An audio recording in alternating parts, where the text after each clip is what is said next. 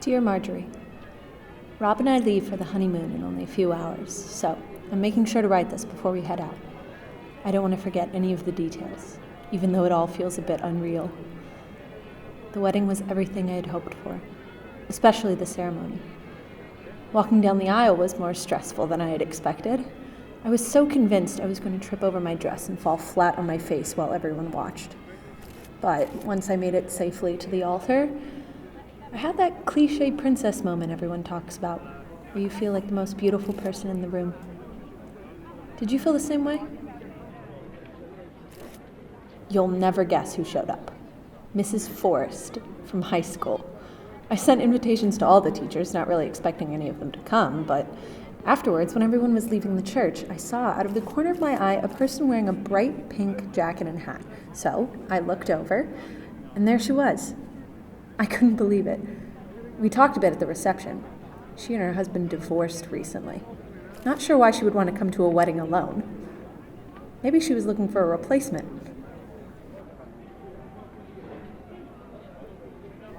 The cousins gifted us a lovely coffee maker. It's mint green and has an option for hot water so Rob can make his tea. I remember when he first told me he didn't like coffee. It was on our third date, I think. And I was ready to leave him right then and there. Imagine, not liking coffee. It's a miracle we've made it this far.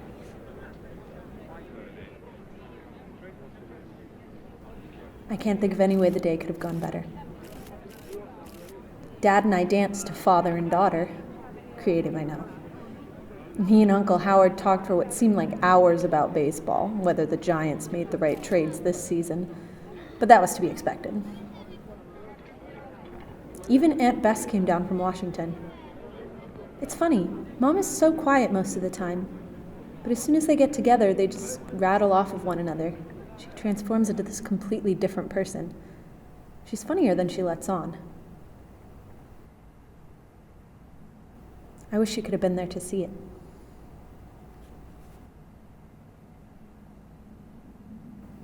Dear Janice, the summer is here and T-ball season is starting up.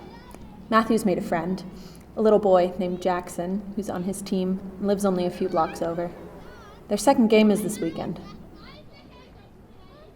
Life is busier than ever.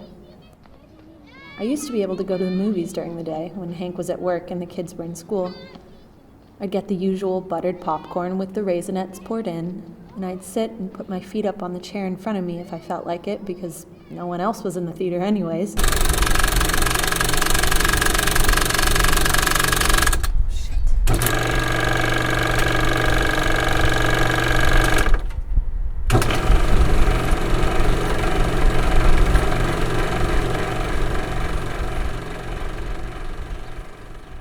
Dear Marjorie, Dad and Mom say hello.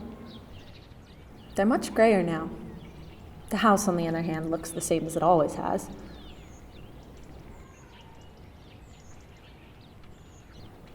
I'm really not sure how to describe being with them again.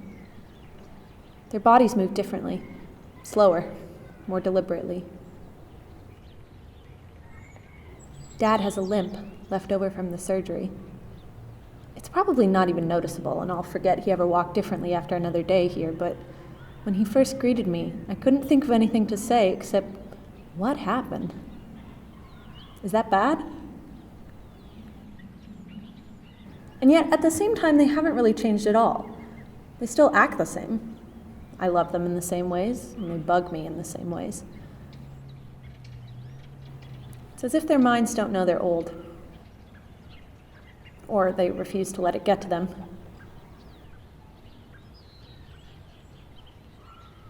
We still know each other.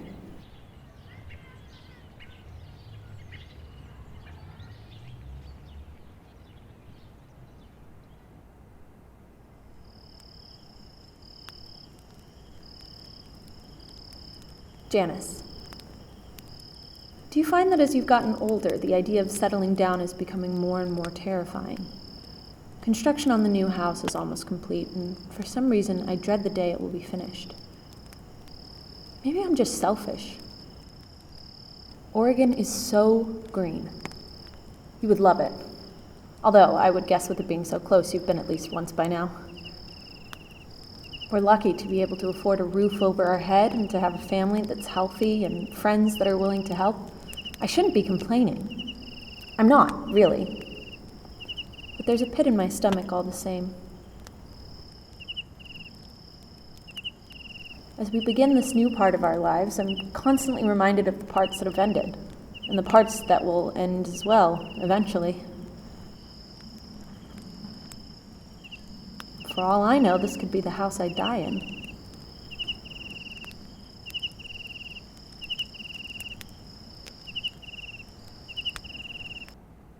Marjorie. Last Tuesday, we took a trip to visit a friend. And on the way there, Rob suddenly stopped the car and pointed out the window.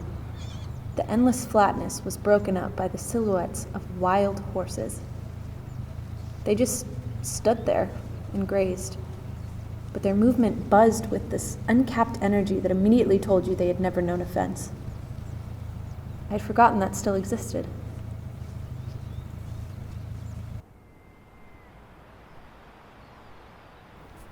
Dear Janice, I saw the ocean for the first time today. 83 years of my life, not knowing what it is to look out over the water and feel how immeasurable the distance is.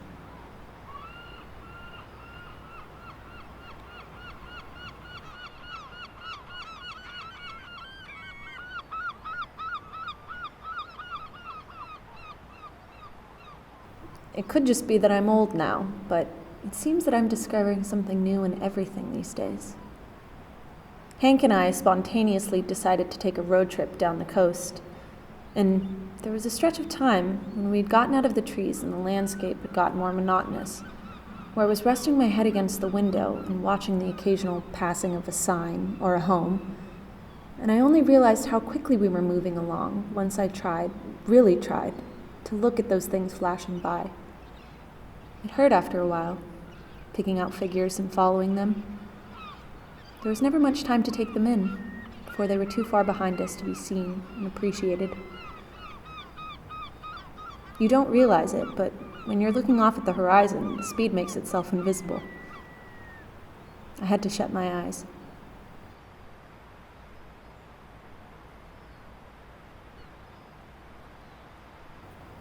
We're actually planning to stop in San Francisco before we turn around and head back home.